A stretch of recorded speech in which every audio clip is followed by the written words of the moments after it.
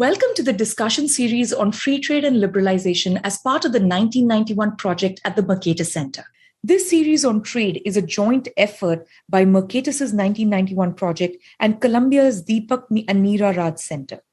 I'm Shruti Rajagopalan, and in this conversation, I will be talking trade with Professor Arvind Panagariya, who is the director of the Deepak and Meera Raj Center in Indian Economic Policies and the Jagdish Bhagwati Professor of Indian Political Economy at Columbia University. In the past, he has served as the first vice chairman of the Niti Aayog in Government of India and as the chief economist of Asian Development Bank. He is the author of a number of books, but for today's conversation, we will focus on his recent book, Free Trade and Prosperity. Welcome, Arvind. Thank you, Shruti. Pleasure to be with you. I'm so thrilled to start part two of our conversation.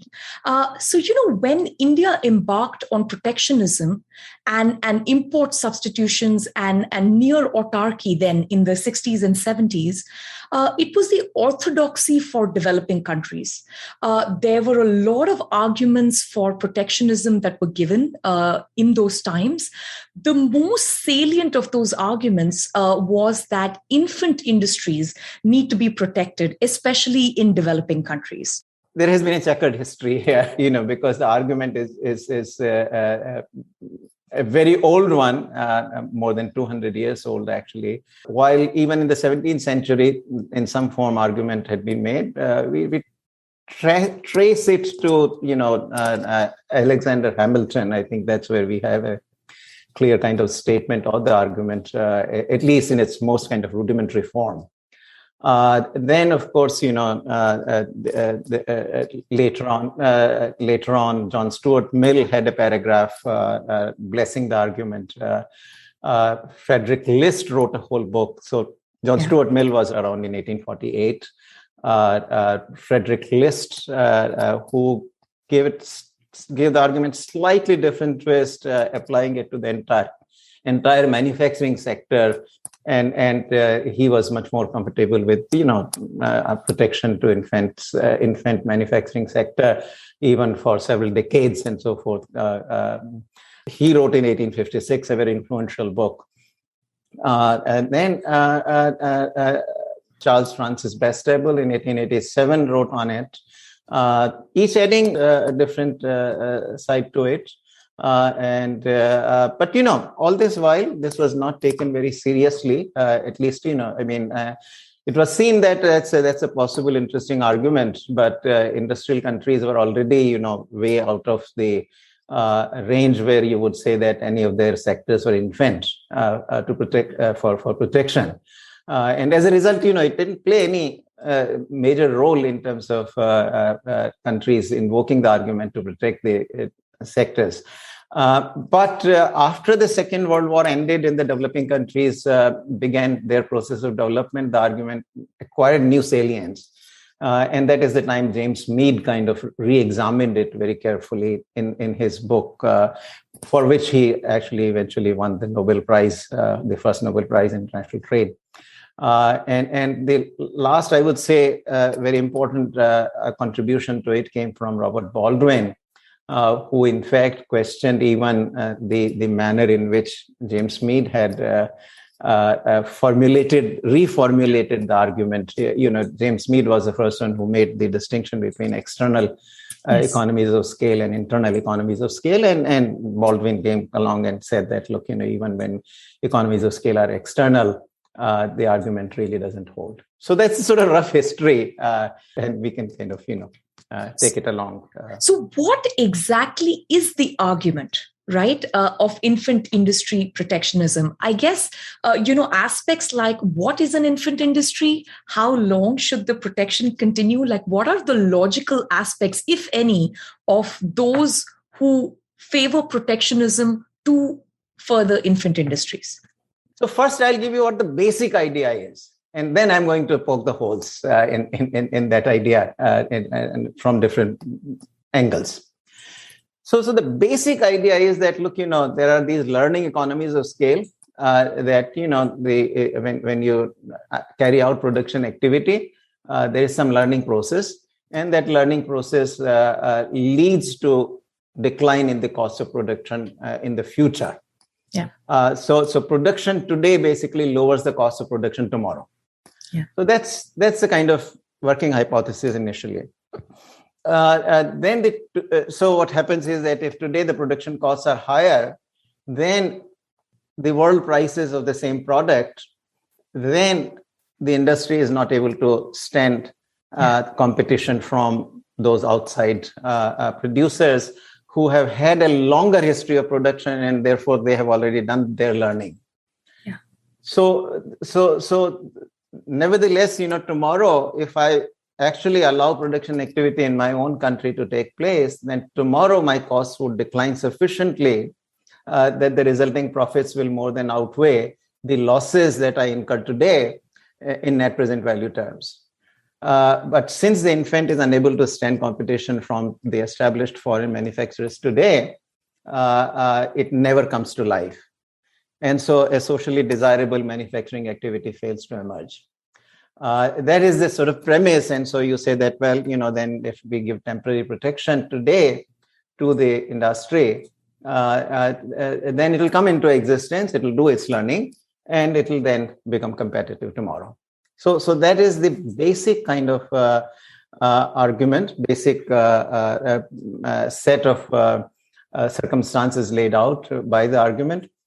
Here I might point out that originally, when we go back to Hamilton and Mill, they had not seen this nuance at the time that ultimately, even for the activity to be socially desirable, today's losses have to be recovered in net present value terms by profits tomorrow. So the mere fact that industry is profitable tomorrow is not sufficient for the industry to be protected justifiably.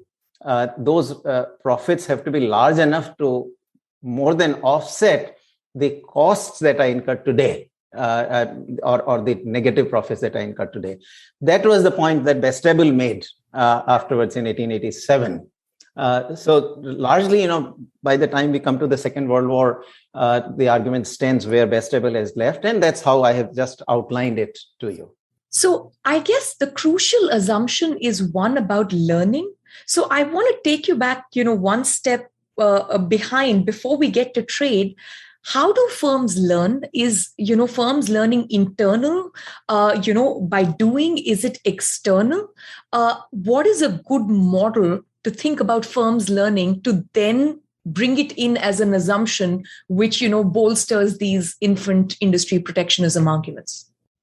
Okay, so Shruti, what I'm going to do is I'm going to use a highly simplified example, and I want to be very, very specific in the way we are specific in economics models. So I'm going to lay down a very, very simple model which captures the essence of the argument and also allows me, therefore, to pick out where the problems are. We can pinpoint precisely where the problems are. So I'm going to, in the next half hour, simply kind of lay out this and step by step make a distinction between internal economies of scale, external economies of scale, then also the sources of those economies of scale, how if it is an externality, it travels from the firms today to firms tomorrow. All that I think matters. And so let's take a very clear, simple example. The example may appear overly simple, but that's only done for keeping the exposition clear. Yeah. None of these assumptions is actually necessary. I can generalize it. I mean, generalization is not an issue here. So all the simplification I'm doing is to make it clearer for the listeners to be able to see where the problems arise and how the argument is made in the first place. So what we'll do is we'll think in terms of a two-period model because it's about learning, right? So we have to have at least two periods. We can have multiple, but we'll simplify. We'll just say two periods that there is today and there is tomorrow. We will also say that this is a particular product for which domestically in the country where we are considering infant industry protection, demand is fixed. So we'll just say the product is widget, and there is one demand for 1 million widget today, and there is demand for 1 million widget tomorrow. So very simple demand. It's a fixed demand. So if you want to think in the demand curve, it's a vertical demand curve with price on the vertical axis and quantity on the horizontal axis. Yeah. Okay. Next, we say we also will rule out any exports by assumption of high transport costs. So I want to, think a very simple situation in which the production required is only 1 million. As I said, none of these assumptions is necessary to make the argument, but they are useful for simplification. So that's the basic domestic structure that we are going to work with. Total production activity to take place is 1 million widget today, 1 million widget tomorrow. Now on the delivered import price, right? So we will also say that there's possibility of importing widget, and the import price is fixed both today and tomorrow at $90 per widget, right? So finally, the per unit cost of production. So what is the per unit cost of production at home?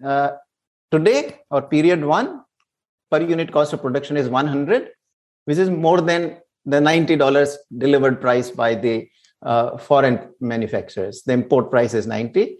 So today the production cost is 100, and therefore it's unprofitable to produce. And no firm will come in to manufacture it just based on that fact. But in period two tomorrow, the cost, because of this learning economies of scale, drops to, let's say, $79. Okay, so this is the learning effect of manufacturing activity in period one. And at $79 tomorrow, there will be a profit, therefore, of $11. Whereas the loss today is $10. Right. So we'll also say finally one more technical assumption that the social rate of discount is 0%. So tomorrow's income is as good as today's income. Normally, social rate of discount is a positive number. It could be 5%, 3%, 2%. But again, it's a simplification. It is just numbers are simplified by making the assumption of zero discount rate. So we can compare tomorrow's $11 with today's $10 and say that, well, loss of $10 today is more than offset by $11 income tomorrow. And therefore, the activity is a socially desirable activity. This is a project that the country should undertake because the benefits in terms of net profit in net present value terms are positive. Yeah. Right? So that's my basic kind of structure. Right? So if we do the cost benefit analysis, it will tell you tomorrow my profits are 11, today it's 10, and the value of tomorrow's $11 today is $11 because my social rate of discount by assumption is 0. And so on net, I'm making a profit or the benefit is $1 million, $1 on each widget, and $1 million widget demand. So total $1 million net benefits. So widget manufacturing at home is socially desirable activity. So that's my starting point. So now in this starting point, the assumption that is being made is one that learning in time period one is going to reduce the costs in time period two, such that overall there is a benefit by keeping the industry protected, right? So now the second part of that question is that assumption a sensible assumption? Is that in fact how firms learn? Is all learning internal to the firm, or can firms also learn through competition? So, well, let's, at this point, we are going to lay it out as the proponents of the argument actually lay it out. Yeah. So what you have said is extremely valid and very important. And when we come back to ultimately round off the discussion of the argument itself, once I've gone through the conceptual basis on which the argument is made, then what you have pointed out will be very important. In practice, I think, I completely agree with you. So let's come to that towards the end. But first, what I have done actually is said, in fact, nothing about how the learning is taking place. Yeah. It's a production activity somehow which is leading to the learning. Yeah.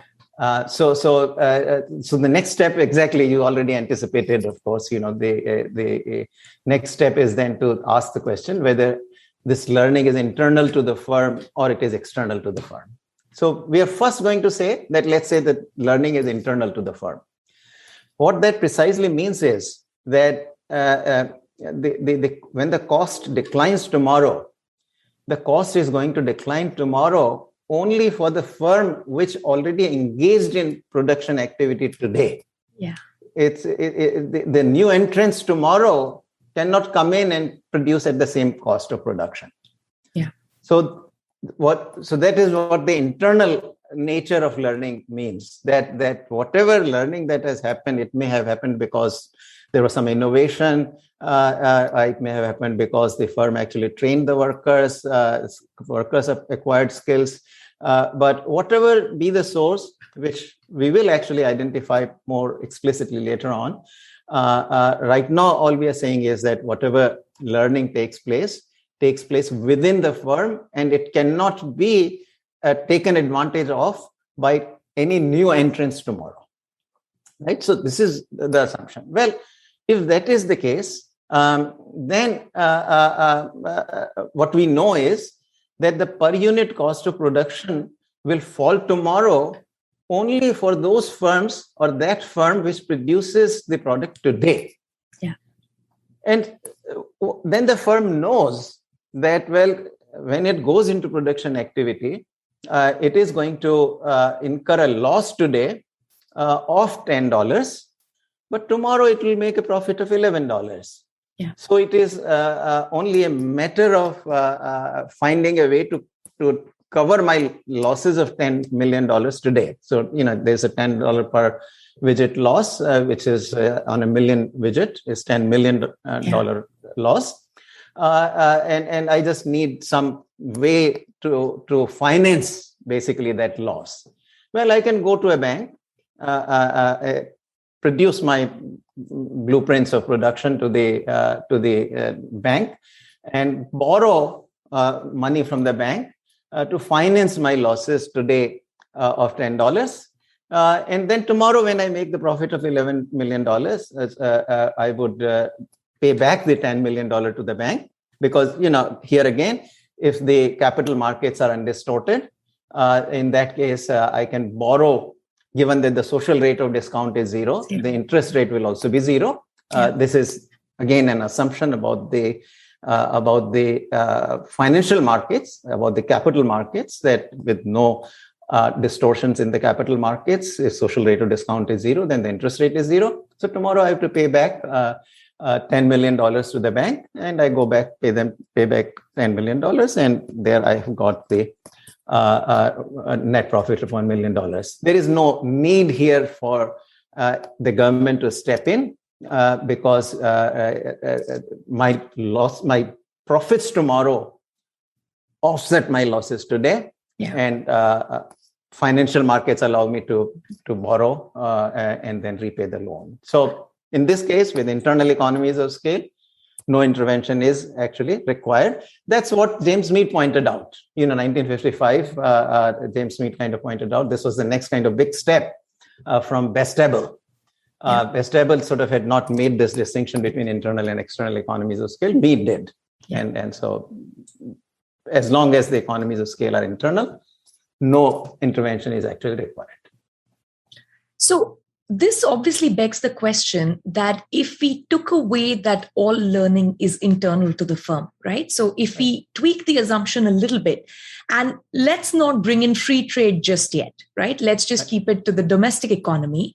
If we assume, as is more realistic, that actually incumbent firms tend to share their learning with new entrants, how does that impact this argument for infant industry? So this is still very much within the domestic market. We're not yet introducing outside entrants to the market, outside of that domestic economy.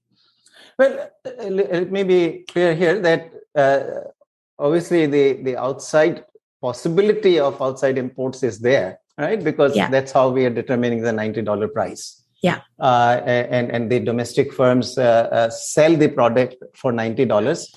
precisely because if they were to raise the price above $90, then the imports will beat it out. Yeah.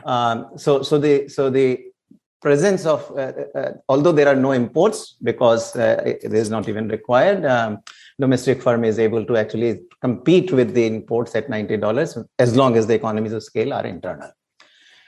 So now let's turn to the possibility of external economies. What does it mean? What does it mean for the learning economies to be external to the firm? Right. Yeah. So what externality here means is, conceptually speaking, that although the firm that produces today is the firm that entered the market today, but whatever learning it takes place. Now we are not saying what is the source, what's the reason, but whatever learning takes place and whatever cost reduction happens tomorrow becomes available to other new entrants as well. Yeah. Right. So what is assumed is that for whatever reason, maybe the workers kind of break away from this firm today, or something of that sort, and it is the productivity is gained by the workers, and they kind of go to the other firms tomorrow. Or maybe the firm, undertook some kind of innovation, but innovation becomes also available to the others tomorrow. For whatever reason, the cost reduction happens not just for the firm that is an entrant today, which we will call the incumbent firm, but it is also available to the new entrants tomorrow. Now, what will happen in this case? Right. What that means is that when tomorrow production activity begins, cost will fall to $79, not only for me, for the incumbent firm, for the firm that did the manufacturing activity in period 1, but for all the new firms that enter also in period 2. Now, if that is the case, then all those firms have no losses to recover from period 1 because they were never producing anything in period 1. They can produce it at $79. When they enter and there is competition among them, the price itself will drop to $79. You see that this is, and this is the free ridership problem here, that because the cost declines for anybody who wants to manufacture tomorrow, because the innovation or the workers, more productive workers become available to everybody, cost declines for everybody to $79, and then competition among them drops the price to $79. So the firm today, the incumbent firm, which did the initial manufacturing activity, whose production activity led to this decline in the cost of production tomorrow, simply cannot recover its losses in the period 1. It lost $10 million in period 1. And whereas with economies of scale staying internal, it could recover in fact, make a profit of $11 million in the second period and more than recover the losses in the first period. It cannot do it now when it comes to period 2. So it will never enter the market in the first place, right? So it will say, well, I know that tomorrow everybody's cost will decline to $79. I will have to also sell at $79. And if I have to do that, then I cannot recover my losses in the first period. So there is no point. I will not enter the production activity. And this is where then the legitimate argument is made that, this socially desirable production activity will fail to emerge because markets failed in a sense. There's a market failure.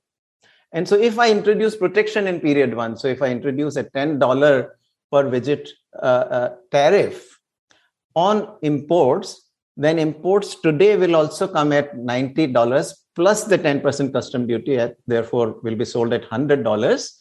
That will make my domestic firm today viable.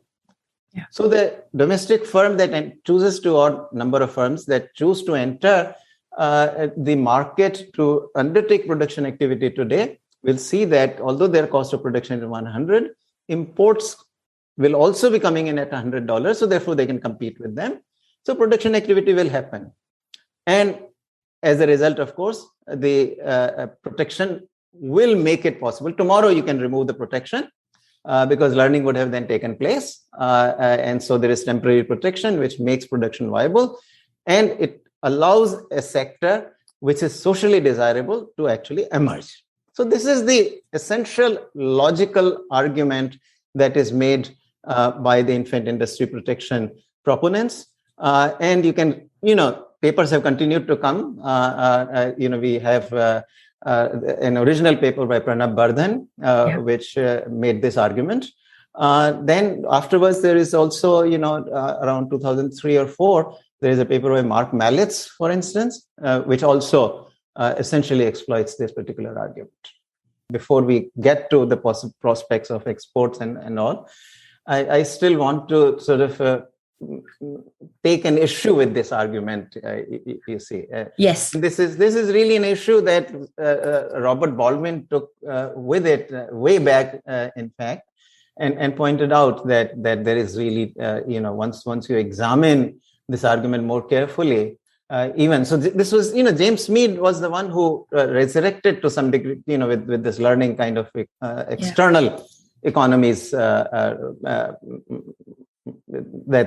once the learning is external and other firms can also take advantage of the reduced costs in period 2, then indeed a case for protection can be made.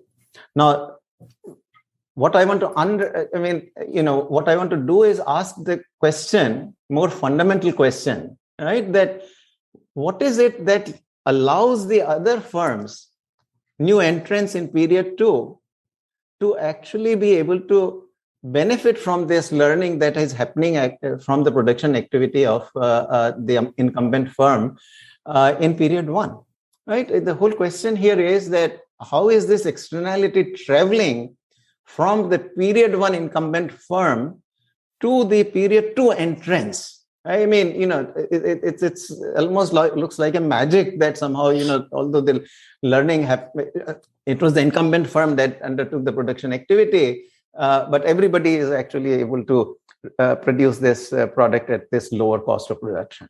So what is the source of this externality, right? I mean, ultimately, where is learning taking place and how is this learning spilling over to these other firms that enter in period 2? That is simply not made clear at all by this kind of mechanical argument, right? The mechanical argument just says that, whatever is the production activity in period 1, on account of that, the cost of production declines for everybody in period 2. But that's quite magical. That really is the critical crux of the matter. So I want to now kind of go further and make this externality or the source of the externality a little more explicit. Let us say that workers employed in period 1, by virtue of the production activity, acquire new skills. These are skills that they acquire on the job, and that raises their productivity in period 2. And it is that increased productivity of the workers for period 2 that lowers the cost of production of widget to $79 per widget.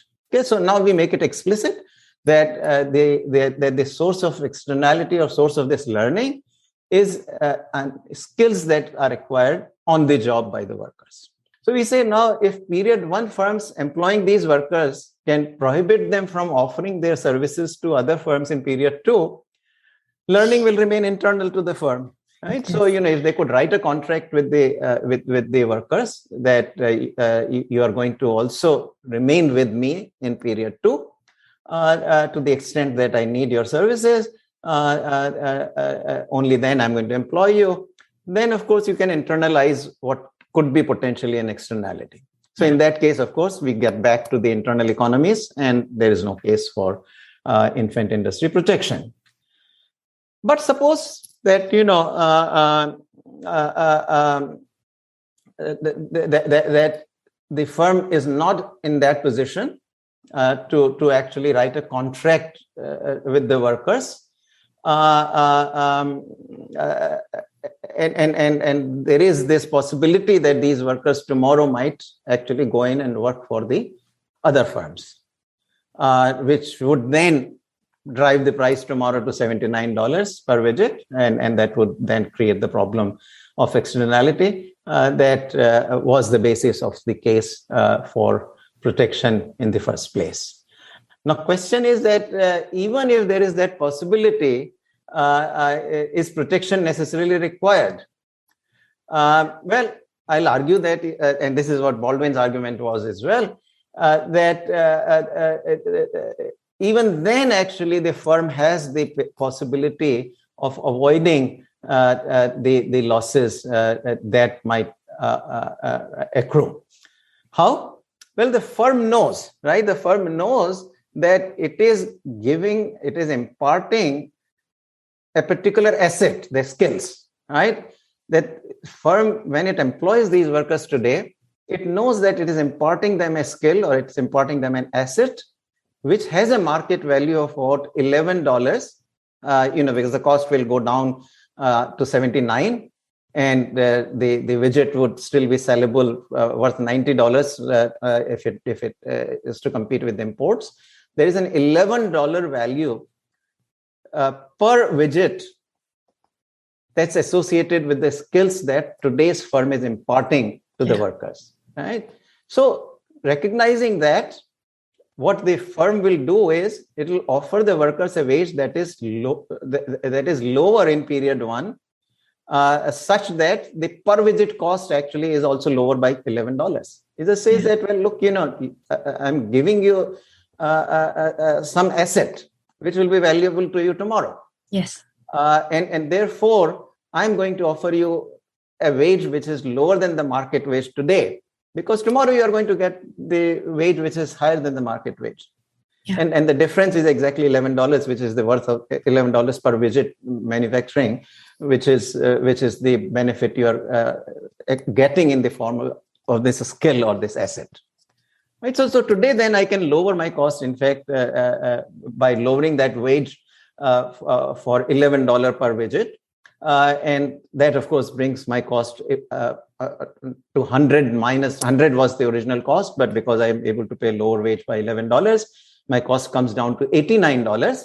And that, of course, means that I can sell the widget at $89 per unit and outcompete the importer. And so I'm viable today. And then, of course, tomorrow, let the workers go. Price drops to $79, but no sweat. I incurred no losses in my first period in the first place. In fact, I can sell the product actually at $90 because I know that imports will come at 90. My cost is 89. I will make a profit of $1 million and I'm happy and all set. So if the source of this external economy is skills that the workers acquire, then clearly, then logically, the case for any protection collapses.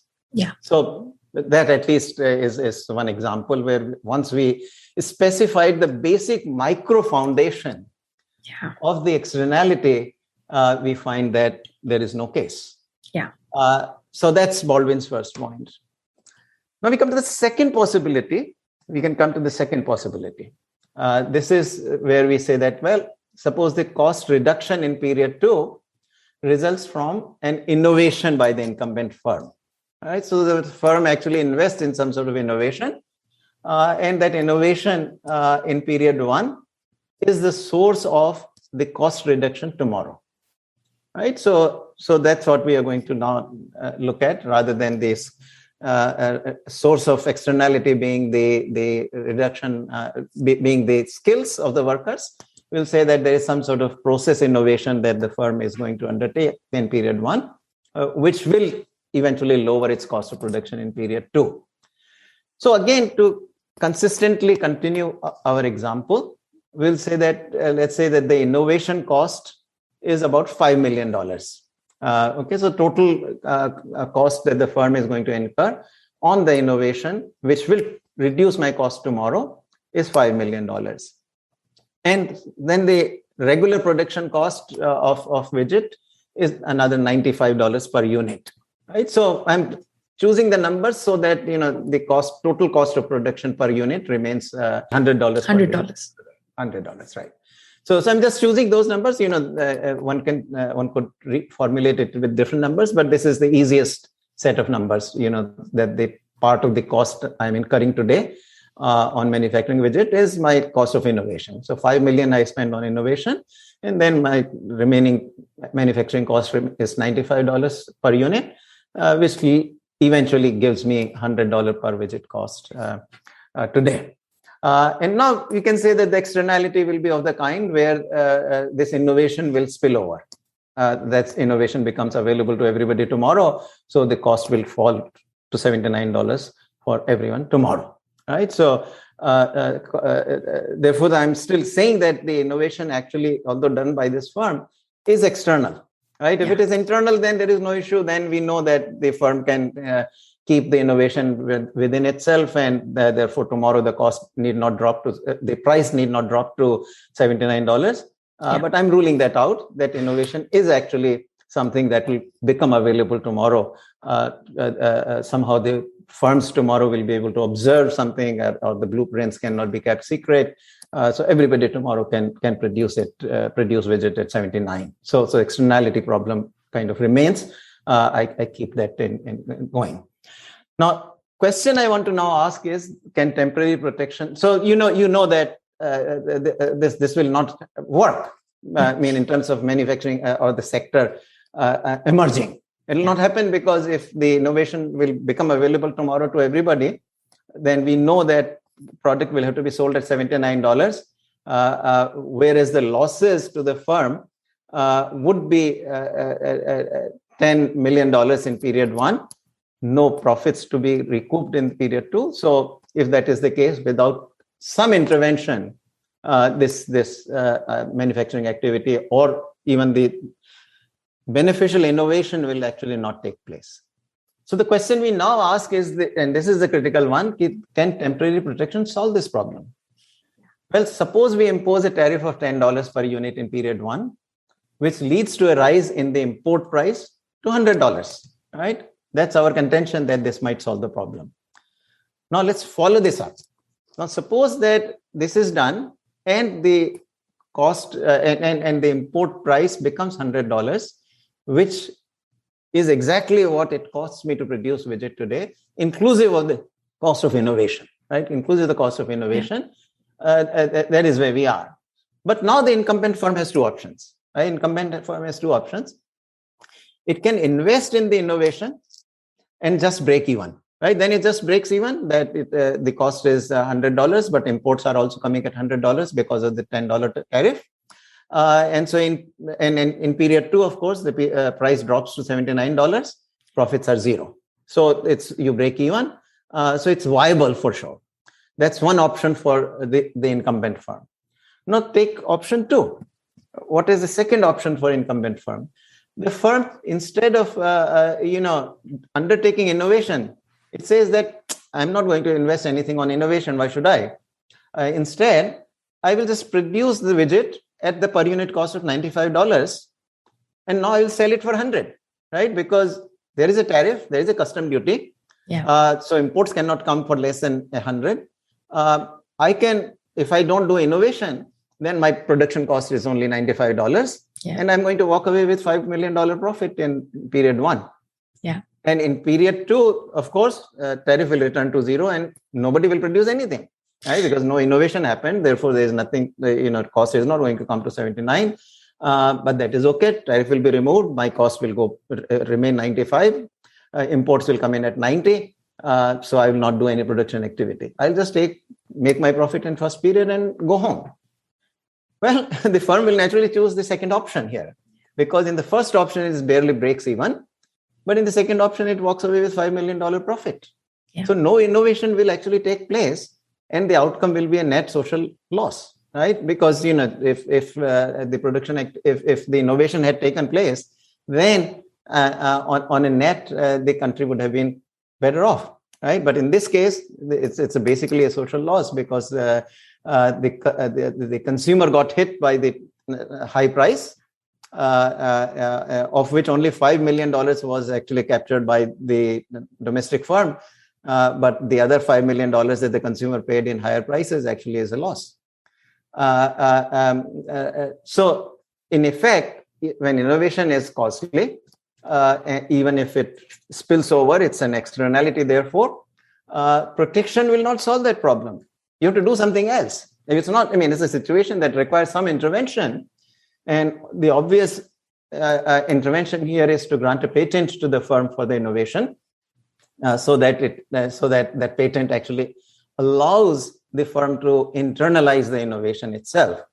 And then it becomes, of course, the production activity becomes feasible, and the sector emerges. Alternatively, the government could directly kind of subsidize the innovation, right? Give $5 million, cover the cost of innovation. This is a kind of R&D kind of subsidy.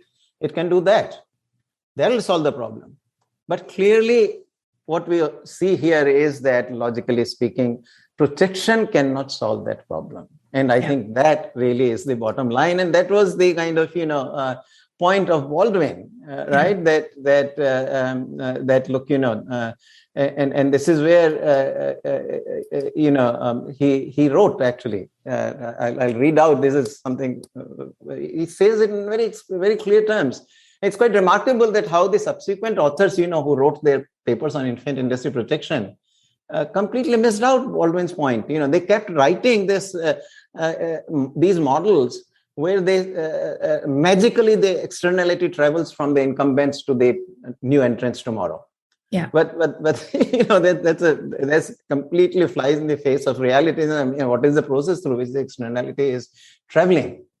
And so Baldwin actually saw it all. He wrote it very clearly. And so I want to read out a quote from Baldwin in his 1969 paper. So it's almost more than 50 years ago. Yeah. So he wrote that if the infant industry argument for tariff protection is worthy of its reputation as the major exception to the free trade case, it should be possible to present a clear analytical case based upon well-known and generally accepted empirical relationships unique to infant industries for the general desirability and effectiveness of protective duties in these industries. The contention of this paper is that such a case cannot be made. It couldn't have been clearer than that. But oddly enough, the future authors who made these infant industry argument cases, for protection, that is, right? Obviously Baldwin is very careful. He says the infant industry argument for tariff protection is worthy of its reputation, right? So he's very clear that he's not questioning the intervention. There is some other intervention like the patent or subsidy on innovation, or it could be even subsidy on the skill formation and so forth. But what he's questioning is that protection is not the solution to the problem. And that is his point, and it is completely valid. No, this is an incredibly helpful and clear exposition. My intuition was going in a slightly different way, which was, does this assumption make sense? And what you have told us is, leaving that aside, let's take the assumption on merit. Even if this assumption actually holds and we give it its due, protectionism is still not going to solve the problem that the assumption is hoping to solve. If I can just loop back to the older argument, which is, now let's say that in your model, right, the importers are able to produce the same widget at $90, right? For whatever reasons, either because they were entrants to the market sooner, so they've already done the learning, right? And they have now they're now at the point of reaping the benefits from learning. So they're able to price their widget at $90. And that's the group that one needs to compete with if one enters the domestic market. Now, if learning is only possible by doing, but there's an externality in the future, that is, once the firm has learned, other entrants to the market can actually learn from that firm. Why doesn't that translate to learning from importers? Or why is that not a reasonable assumption? Are these importers on Mars? Do they not speak the same language? Can workers not travel and train someone in the domestic industry? Like just regular things that one would see all the time. Why has this assumption sort of stuck so long and hard that whatever they assume for the domestic industry, the same symmetrical assumption is not being made for the global industry? Absolutely. I think that's a $1 million question, right? If you look at really Koreans, for example, who did so well, and we talked about in our first conversation, they were often actually bringing in these imports and then doing reverse engineering. They were really learning through reverse engineering how to do it at a lower cost. Right? So that's how they. So absolutely right. And there is a whole literature of diffusion of technology through trade, right? And what the infinite industry argument is doing is to completely ignoring that. And as you have quite correctly pointed out, that there is an asymmetry in saying this, that, if you can learn by observing your own manufacturers, why can you not learn by observing the manufacturers that are outside?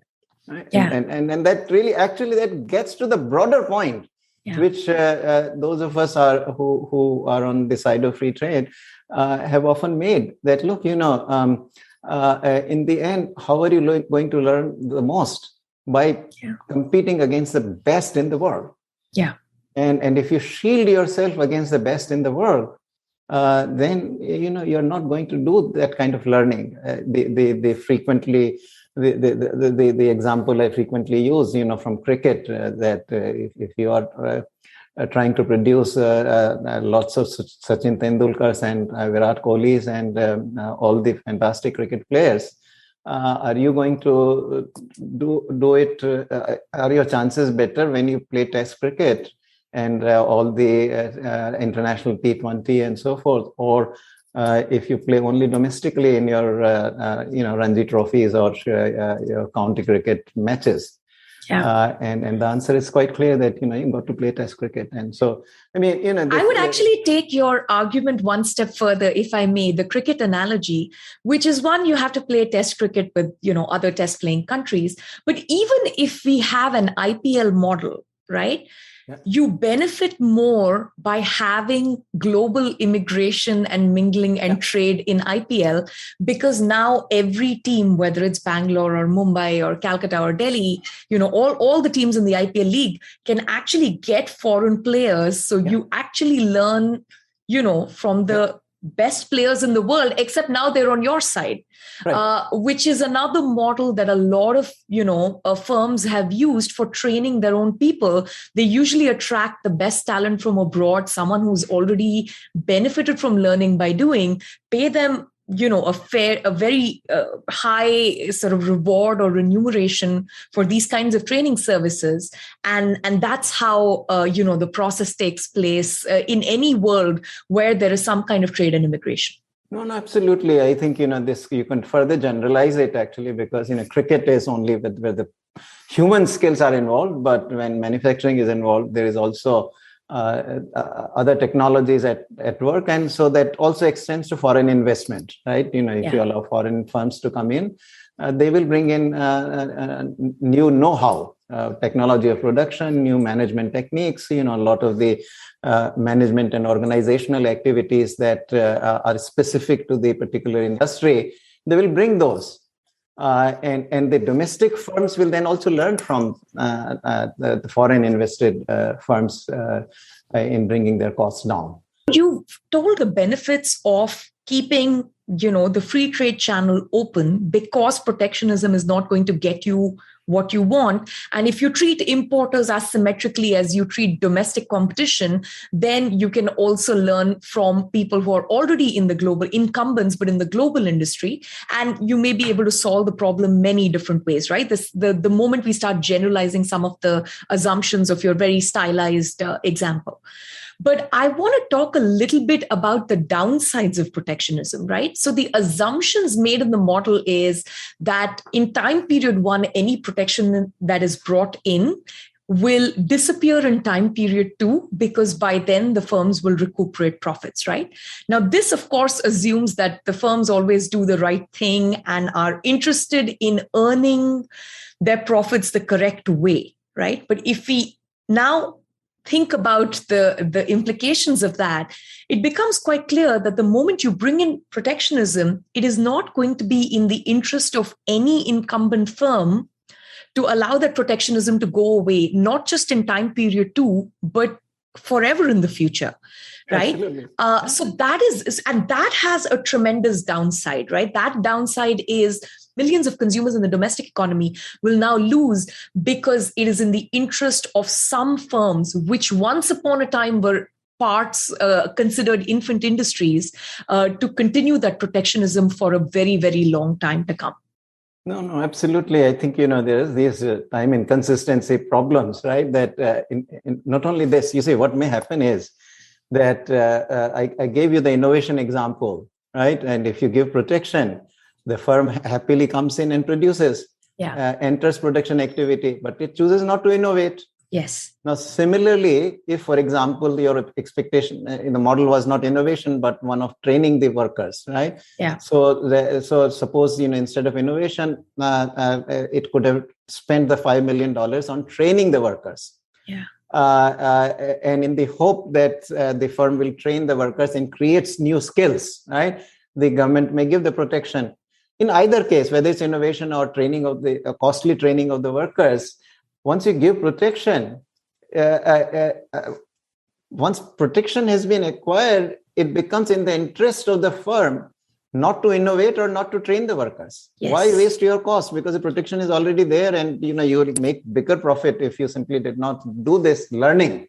Yeah. Whether it's through worker training or through innovation. So you're not going to do that learning. And that's exactly what happens. Now, then, in fact, the argument you made actually comes out quite endogenously there. Then the firm has manufactured already entered the manufacturing activity in period one. And then it says that, hey, if you not take away my protection, then I'm gone. All these workers I'm employing will become unemployed, right? And in the political space, that argument has a lot of salience, as if these workers cannot find any other job elsewhere in the economy. Yeah. And so the policymakers are very kind of sensitive to that and say, oh yeah, we'll extend the protection. And so the infant never grows into an adult. Yeah.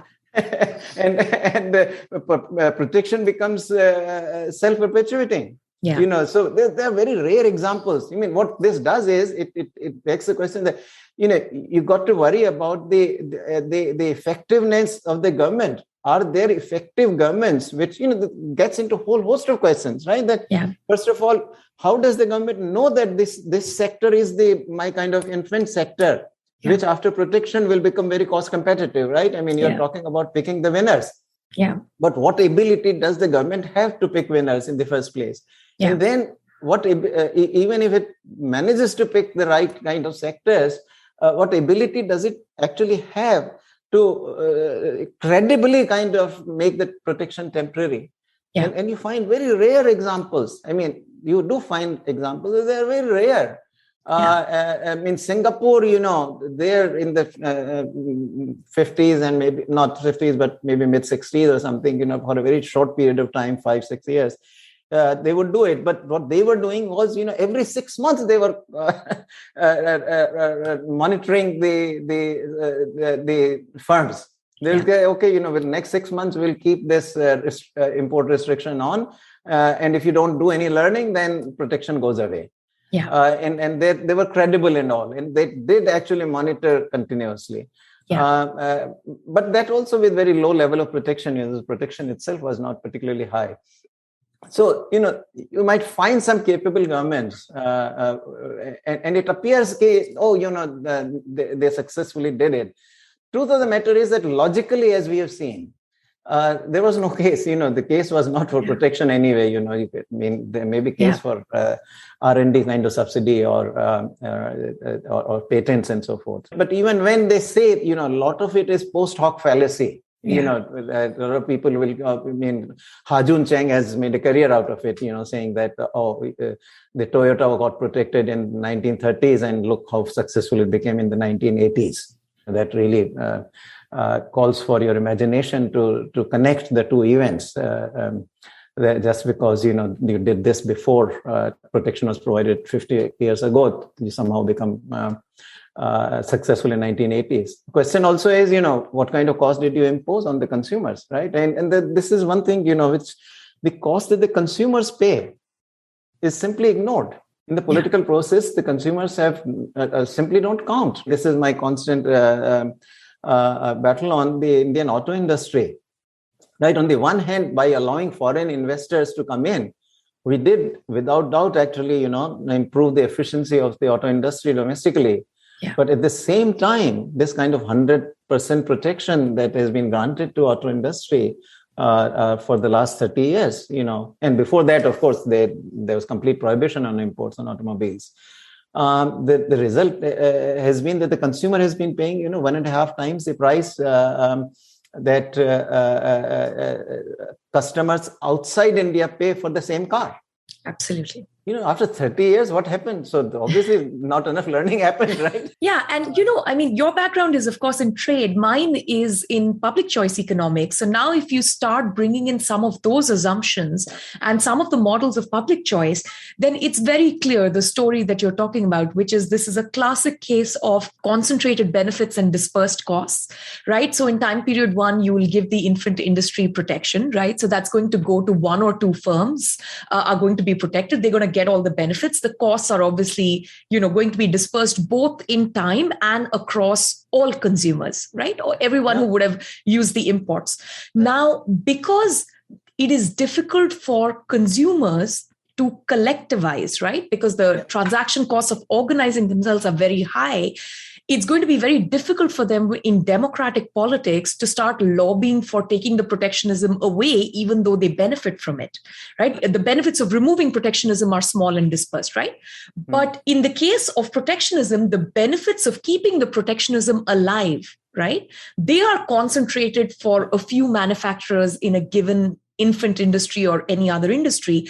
So they actually also have the transaction costs or the costs of collectivizing on their side to ensure that they can keep the protectionism going year on year, right? So now once you bring in the models of democratic politics, the endogeneity only once again reinforces itself, right? This becomes self-perpetuating.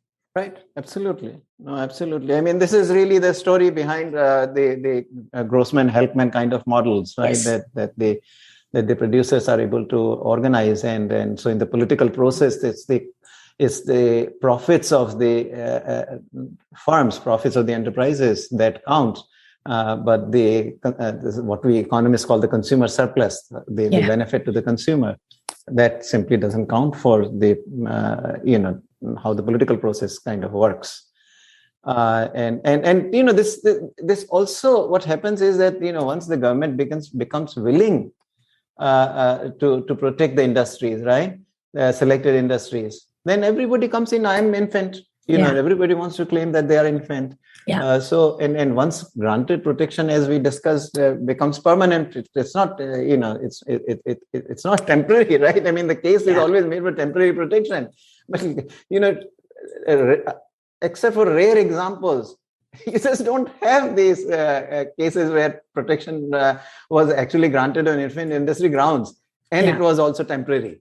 Actually, that's a great point, because one thing is how the economists are writing the academic models, right? And the model specifies that in time period, T+1 or T+2 or T+5, the protection should go away.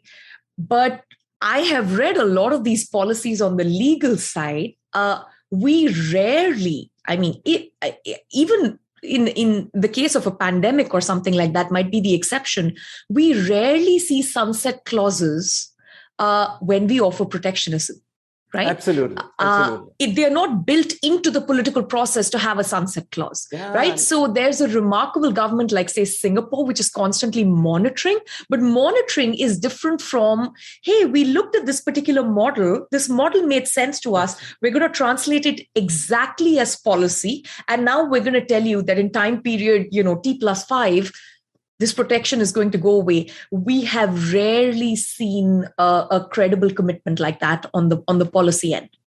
Very true. I mean, at least, for temporary protection, I could think of this one Singapore example, but for the rest, I have not seen any, for the point you're making, which is, that there's a prior sunset clause in protection that I've never seen. At least I am not aware of any such sunset clause. But anyway, that sunset clause is because of the other reasons, not on infant industry reasons. So those are like safeguards and all. So, I've actually seen the reverse, which is we are going to remove tariffs for a very brief period of time. So this happened during COVID. There were many countries, including India, right? By notification, they say just for 6 months, we're going to suspend tariffs on PPE, mask, protective gear, things like that. And after 6 months, all the tariffs are going to come back in full form. So if anything, I have always seen sunset clauses erring on the other side, but not to further the infant industry argument, as you have so clearly laid out. Now, I have a question about, infant industry protectionism with respect to building export capabilities, right? Now, you've shown that, either the learning is not going to happen, right? Or if, the learning happens, it can also happen by reduced wages or by absorbing the cost of innovation. In which case you don't need the protectionism in the first place, right? As you showed in your stylized example. Right. Now, a lot of the protectionist arguments in India are that we need to protect the infant industry so that it can grow strong enough to compete with the rest of the world and become exporters, not just serve the domestic market by competing with importers, right? To build export capability, is there any merit in infant industry argument, or does that also face very similar problems? See, if the argument is made in this way that we are protecting them until they become competitive and then they become exporters, then what we have already seen is that that argument doesn't work because the infant never learns. Yes. If it's innovation, then it's not going to do the innovation. If it is worker training, it's not going to invest its resources in worker training. And of course, if the learning was internal, then no intervention in the first place was required. Yeah. So, ultimately to become exporter, first you have to be able to actually outcompete the import price in the first place. And that here will never happen. Now, on the export side, a different argument is sometimes given that, that I'm going to give export subsidies to exporters because they're infant and they need to learn the market, that the foreign market is, they need to learn. And so initially when they go in there, they would be losing simply because in the first few years they cannot they have not learned about the market and all, and therefore there's some learning will have to take place, and then they will become actually successful exporters and more than recover the losses in the first period. It's the same problem. It comes back to the same issue that if the learning is internal, then the firm will do it on its own. You don't require any intervention, and if it is external, then your interventions of the kind, the subsidies, export subsidies, will not solve that problem. So you come back to the same set of issues. There is also a good paper by Grossman and Hendrik Horn, I think, Jean Grossman and Hendrik Horn, who make the point in a very different context, where there is imperfect information about the firms and learning takes place in terms of revealing of the information and all. And they again show there that, look, once you properly model the micro foundations, then there is no case for intervention. But there is one point I should make actually, that because from a practical standpoint, that logically, clearly, there is not a case for infant industry protection. But governments kind of do come under pressure to intervene somehow or the other on behalf of the enterprises and, do something good. All governments want to do that.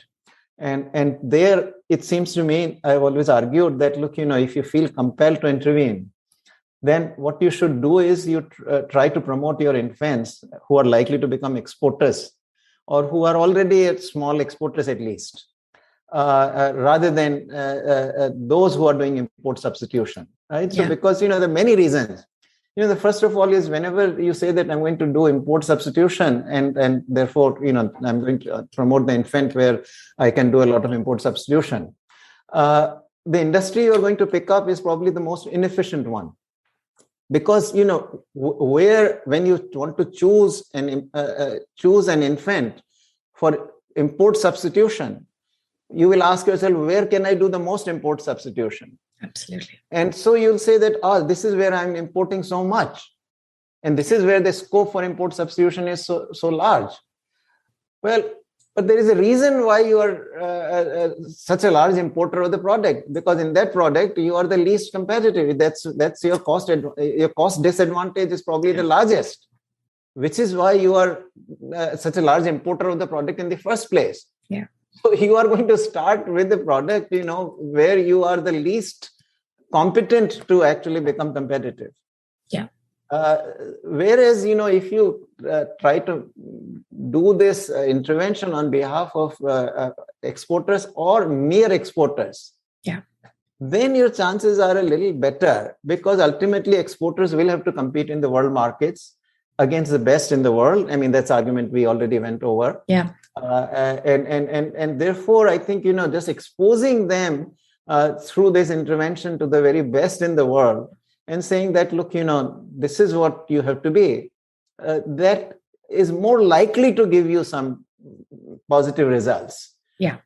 It is also the case that, for exports, you're going to have to use some kind of subsidies, export subsidies. And subsidies attracted a lot more attention of the people that, you're giving my money to those fellows. Yes. And if they don't deliver, then, you can't continuously, in perpetuity give my money to them. Yeah. Which is the opposite of the tariffs. In tariffs, Yes. the government thinks that I'm collecting revenues. So Correct. I'm really kind of, these bad guys, the foreigners, I'm really going to hit them hard. Although ultimately that is not falling on the foreigners. Largely, it's falling on your own domestic consumers. But it has the appearance of actually being charged from the foreigners, because they are sending you the goods and that's where you're collecting the duty and all. Yeah. So politically, those becomes much harder to remove. Then you also get your revenue departments or revenue ministries who say that, I can't lose this revenue, right? Custom revenue, when it generates this custom revenue, they become addicted to that, the ministries. So they don't want to lose that. So that also makes it import tariffs harder to remove. Yeah. Whereas in export subsidies, the revenue guys come in, or at least the expenditure guys come in and say that, look, I have better use for this money. Yeah. Why are we giving this to the profit-making corporations? Yeah. This is actually a very lovely point you're making. Frederick Bastiat, who fought against a lot of the protectionist arguments, talked about the seen and the unseen effects, right? Yes. And now you are telling us about seen and unseen redistribution instruments, right? Some redistribution instruments are more visible and some redistribution instruments are less visible. Absolutely. So now, once we take all the political economy implications, even though neither is ideal, one might be the lesser of the two evils than the other, because there might be more democratic pressure against it. So, which is really a lovely insight. Right. Absolutely. Yeah.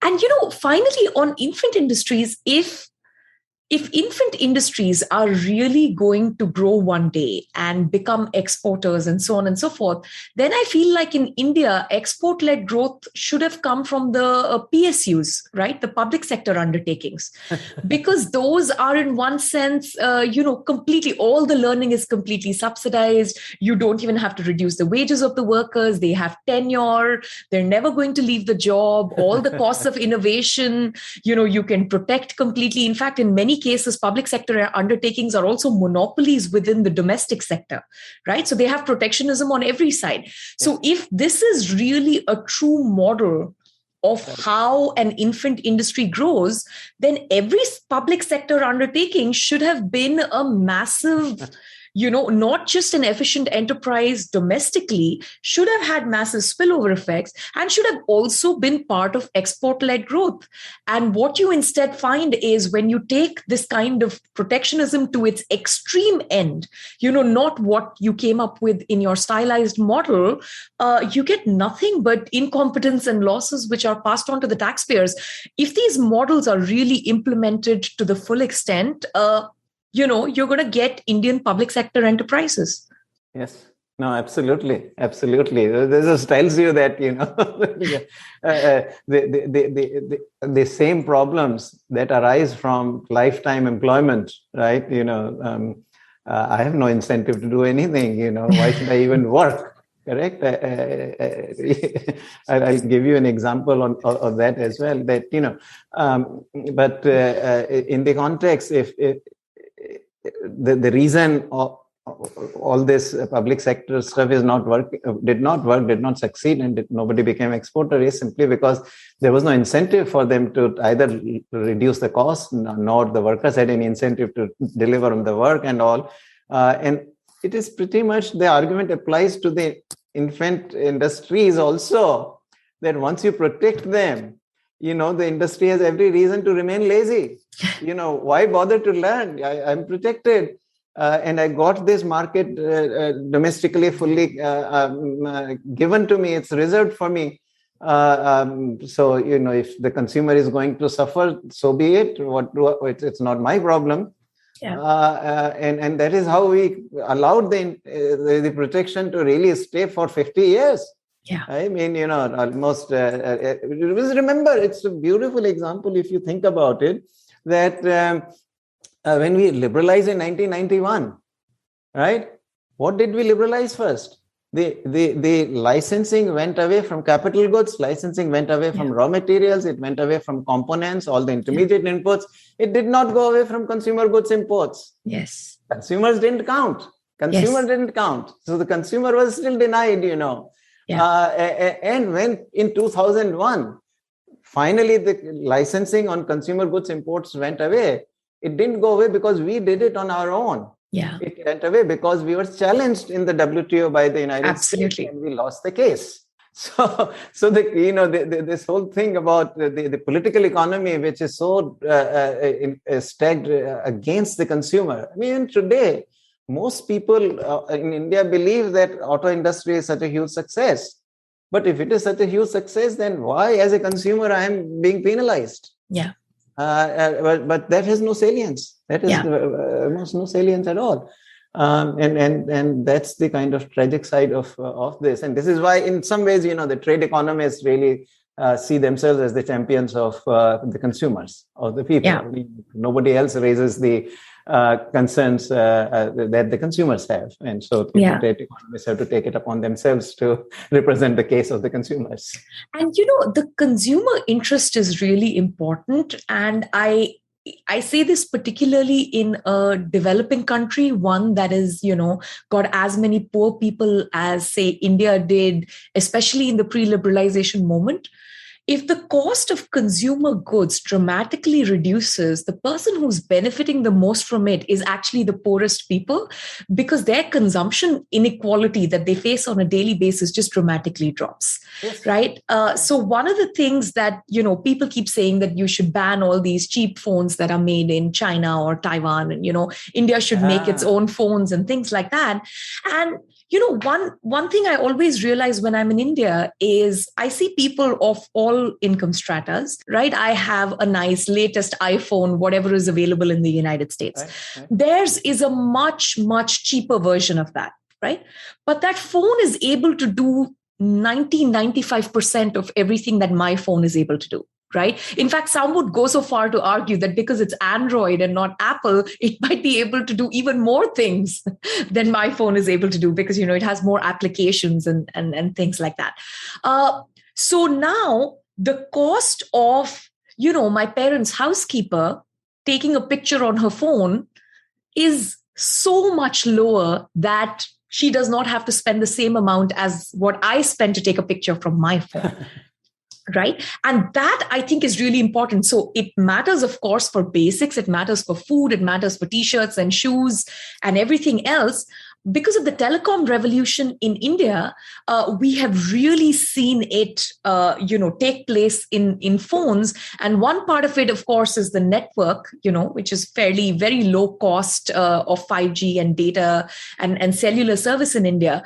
But a large part of it is also the hardware. And, the price of very cheap phones coming into India, if you put tariffs on that, the person who will experience the greatest pain because of that policy is actually not me and you, right? Or even my parents who live in India. It is actually their housekeeper or their Uber driver, right? Or their rickshawala or their vegetable seller.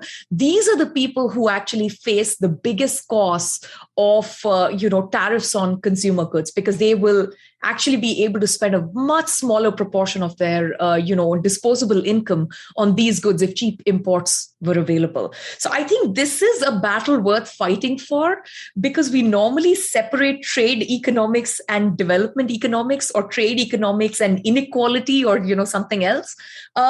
But trade economics is development economics, Absolutely. right? Trade economics is inequality, right? Yeah. Reducing or growth enhancing. So I think this is something really important. So when people keep saying consumers, I don't know who they have in mind, but they're just regular people, right? And there happen to be more consumers than producers in some of these economies. And in that sense, you're talking about imposing a massive tax on most people, no matter how poor they are, by protecting certain producer interests. Yeah, no, that's a mobile example you give.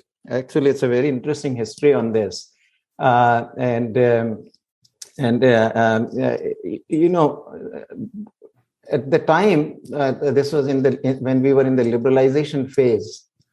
If you would remember, you may have read that there was this information technology agreement in Singapore. We didn't sign it right then, but 2 years later we did, maybe 1998 or something. We signed that. This is now called the Information Technology Agreement 1, because there was a second one which we did not sign. But in this first one, we had signed in. And what that information technology agreement did was to say that, look, all the technology products would go to zero tariffs for everybody who is a signatory on a non-discriminatory basis. So you will, even if you're not a signatory, you will receive the benefit of that. But countries that sign it will eliminate their tariffs on all information technology products. So as a result, on all the mobile phones, and at that time, these were only feature phones. They were not, the smartphones had not come in yet. So those tariffs went to zero in India also. Yeah. And when Prime Minister Vajpayee actually brought in the new telecom policy, and he implemented that of course revolutionized the whole industry. But Absolutely. A very, very critical part of that revolution was the fact that we had signed in the Information Technology Agreement 1.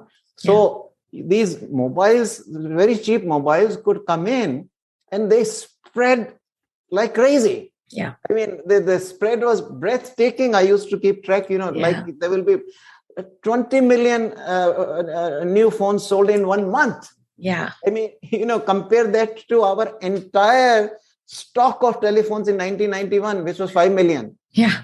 I mean, in 100 years, what we had done, 5 million phones. 4 times of that was being done in 1 month. Absolutely. Now once this happened, some infant industry guys came forward later on and said, we made a big mistake signing this information technology agreement. Because if we had not signed that agreement, then we would have been producing we would have produced these billion mobile phones. I mean, you forget that there will be no billion telephones if actually you had not allowed those imports to happen. Absolutely. That revolution, that entire telecommunication revolution that happened with even the poorest people, poorest households acquiring a phone in their hands, was because these cheap imported mobile phones could come in. Absolutely. So what you are saying about the tariffs and custom duties on these low-end, low quality mobile phones today actually applied with greater potency in the past. Actually, if we had not signed that agreement, there would have been no information technology revolution that we have seen during those years. Yeah. And, on the infant industry protection, I mean, what is stopping these phone manufacturers from producing the phones today? Yeah. If this is about learning, so much of the design is available. I mean, I can pick a phone apart, one of these phones. I don't have the capability of reverse engineering it, but I'm sure I know some young, bright people who do. So in a sense, there are other roadblocks or, bottlenecks in the Indian economy that are preventing manufacturers from producing very cheap phones. And we need to think about that. But I don't think it has anything to do with the phone being an infant industry. Yeah, but you see, that is the point we made very early on in the last conversation, that, if you actually benchmark yourself to free trade, yeah, right, and say that, look, I'm committed and I want my guys to be competitive to those guys. Yeah. Right. They must compete against those guys.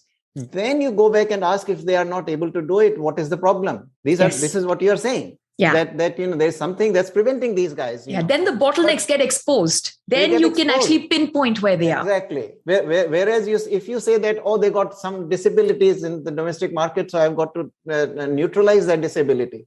And then that I'll neutralize it by putting a barrier on the imports, which is 15%, 20% custom duty high. Well, then you have not solved the fundamental problem. Yeah, then absolutely. Effectively, you have tried to neutralize. I mean, you've effectively kept your inefficiency in place, and simply made it harder for the goods to enter from the cheaper sources, thereby hurting your own consumers and customers. After all, at the end of the day, you are protecting it. You're effectively, not, you call it protection. The Henry George had a beautiful way of putting it. He said that, the buyer wants to buy it, the seller abroad wants to sell the product. So who are we protecting here? Why he even questioned the term protection. He said, well, in what sense is this protection?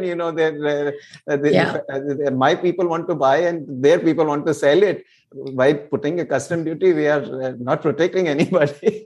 Just to play devil's advocate for a moment, I know this is old wine in new bottle every 20 years, right? That's the infant industry argument. It just never goes away from the time of Alexander Hamilton till modern day India. But there is a new version of the infant industry argument, and this is specifically for network goods, not for ordinary goods and services, right? And so the interesting thing about network goods are these are goods where where firms are not competing in the market, they are competing for the market, right? So this is some of your platform services like, say, Facebook or TikTok. Actually, telephones are a classic network good, right? The value of me getting a phone line increases depending on how many people I know are already using a phone line. Otherwise, what's the point of me getting a phone line? I would have no one to speak with. So in that sense, there are certain goods which are a special category, which have these network effects, right? And now, because China has successfully kept the competition out for many of the big network goods. Some of it was infant industry arguments, at least in popular imagination. Some of it was about data and surveillance. So we'll keep, the data surveillance arguments aside. But a large part was, if you develop a domestic Alibaba or a domestic Google or a domestic TikTok or Facebook and protect them for X number of years, then even when they're exposed to foreign competition, all your users are not going to suddenly leave because the market has already been won by that particular network good or platform. Now, many people are trying to make this argument for India, that India should engage in protectionism, specifically in the network goods space, right? That India should develop its own Facebook and its own TikTok and its own Twitter. Do any of the infant industry style arguments hold more for network goods than ordinary goods? How does one think about this problem? So one thing is clear that it's a little different from infant industry, because in infant industry we are saying there's a time element involved, right? That what I do today impacts tomorrow. Yeah. But network industry has to do more with the size of the existing industry. It's not the size of the past production. It is an externality which is it's there in any given period. So if I could really start this whole thing on a very large scale, then I could do it. Yeah. Right. So that's the point.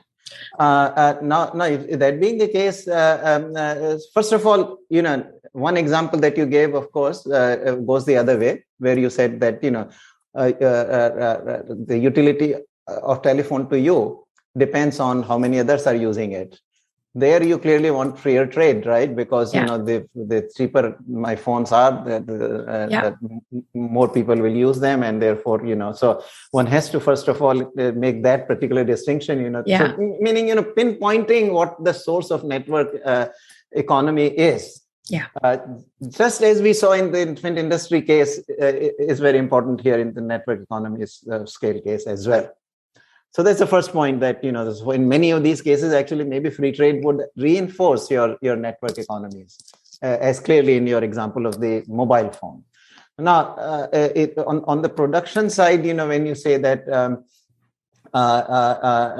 somehow take, as a concrete example, take either Google or Facebook, right? That the more users of the platform, they lower the cost of maintaining that platform, right? So and the users may be concentrated here domestically and all, but the problem, first of all, in these cases, clearly none of this is concentrated domestically, right? Google, particularly if you think about it, the information has to be available from tons of sources. So you have to be able to actually spread your platform around the world. We are not China. China's case is very different, because there is a government which wants to control information. The people, I think in India, people make this argument, oh, look, they threw out Google and therefore they were able to build up their own platforms. But that's nonsense, actually. They didn't throw out Google. They told Google to follow what their domestic companies were following, which was to build firewalls and take the censorship. And Google then decided that, well, this is not something they could do, and they therefore pulled out. So that's not how it happened. Now, in our case, in the Indian case, you want open platforms. You want information everywhere, flow in and flow out. India is not doing what China is doing. So first question is therefore, what has already started has started. If you tomorrow say that I'm going to shut off Google, who is going to suffer the most? Everybody. The information that you're seeking cannot be because of I'm going to develop my platform. Well, good luck. Because this network externality is international, it's not national. So either you come in with huge amount of resources, get some VC like Yoshiyoshi San to come in and give you some $100 billion or something like that, to build a platform which would be larger than Google, right? If you could do that immediately, then you could succeed. But if you think that, by keeping Google out for 10 years, right? You're going to build, I just don't see how you do that. Yeah. So here the infant industry argument takes a slightly different form, right? Here they are infants because they don't have the consumers yet, which will give them the entire market. And therefore, until they capture the market, they remain infant. It's a scale issue. It's a scale issue. It's not just a learning issue, but the time period comes in with scale, right? So the time period one versus the second. But if you could, within your chosen time period, if you could get the scale, then fair. Yeah. So it's not a learning issue, right? Nobody is learning here. Yeah. It's simply that the more people use it, the lower is my cost. That's the point, that, which is a little different. That's a case of external economy. In the case of external economy, sometimes you can write the case. Conceptually, you can certainly make the case that if it's an external economy, then conceptually you can make a case for intervention. Typically, protection will not be the best remedy there. You would need to pinpoint the source of externality itself. Yeah. So you're saying that in the case of the network goods protections we've seen in other countries, they usually have to do with surveillance, data, secrecy, authoritarian regimes trying to have censorship and keep free speech out. They have more to do with those arguments than any kind of, network externality argument, because you don't see them in non-authoritarian regimes yet. Yeah, no, I think so. At least, it's mainly, we are talking about China. Yeah. And because China has this large market of its own consumers, but it is also the country which wants its consumers to use its own only. Yeah. It doesn't want them to be informed by the others. Yeah. So, and it's a very different objective. It is. That's worth pondering. And I would actually go one step further and say in India, because of the border conflict with China, India did ban TikTok, and I was holding my breath for an Indian version of TikTok to emerge. Good point. No, because there were already, I believe, 200 million users in India, and people had already gotten a taste for TikTok, so you knew the consumer market existed. An entrepreneur could have just simply stepped in and said, "Hey, there's this huge gap in the market; it's completely protected. All I need is an Indian partner, so that a thing like a ban doesn't happen again.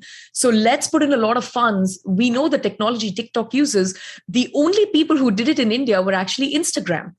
Instagram brought in Reels and a TikTok-like feature.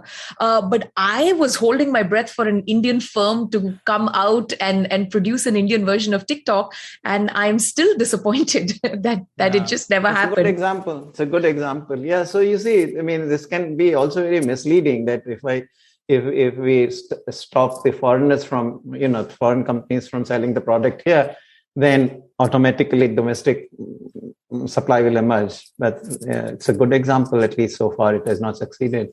And, it's not impossible. After all, there are efforts underway. Well, even if I step back a little bit, take Google again, there were a lot of language areas, Tamil, Kannada, Malayalam, etc., where Google was absent. Yeah. And we certainly had that market. Yeah. How come, no search engine actually came up, which was catering to those languages? Yeah. Why did everybody wait till Google actually got into that? Yeah. It took a long time for Google to get into these specific languages. Absolutely. It is very easy to kind of just mislead people into thinking that the problem is protection. Problem is not protection, is something else. Yeah. No, I completely agree with you. We forget that each of the, languages, we call them regional languages in India, right? But some of these languages you're talking about, like Tamil, is spoken by, tens of millions of people, right? Right. Like West Bengal is 90 million people. So you're talking about without including Bangladesh, you're talking about 90, 100 million Bengali speaking people in the world, right? So now, these are the size of Germany and France, in terms of the potential. So the fact that no one's doing it is probably because they don't see a stream of advertising revenue. They don't think these regions are rich enough, or something to that extent, or simply just lack of imagination on the part of Indian entrepreneurs that they didn't spot the opportunity. But you're right in that both the numbers existed and the technology existed. You just didn't see too many people come up with a simple solution, for these kinds of problems. Arvind, I think I'm so glad that we covered this, infant industry argument in proper detail. It is, of course, not the only argument against free trade. There are a number of other arguments, and they have to do with, imperfect capital markets, or they have to do with unemployment issues, or, diversification, coordination externalities. There are just so many arguments that keep popping up in favor of protectionism and against free trade. So, hopefully in the next episode of this talk, in part 3, you can walk us through many of the other arguments in favor of protectionism and against free trade, and tell us exactly, where the problems lie, or if in fact they have some merit. Right. Let's do that. We'll do exactly that in the next episode. So wonderful. Thank you so much for this, Arvind. Thank you. Thanks for holding these conversations, Shruti.